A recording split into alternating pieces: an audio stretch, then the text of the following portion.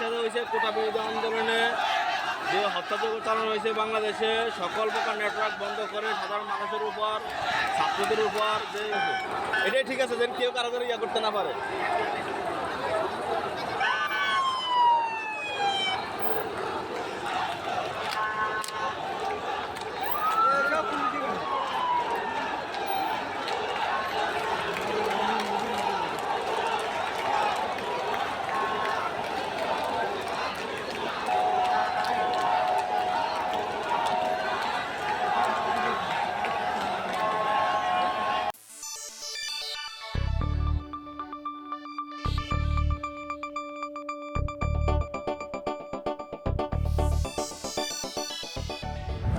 আপনারা দেখছেন প্রবাস বার্তা।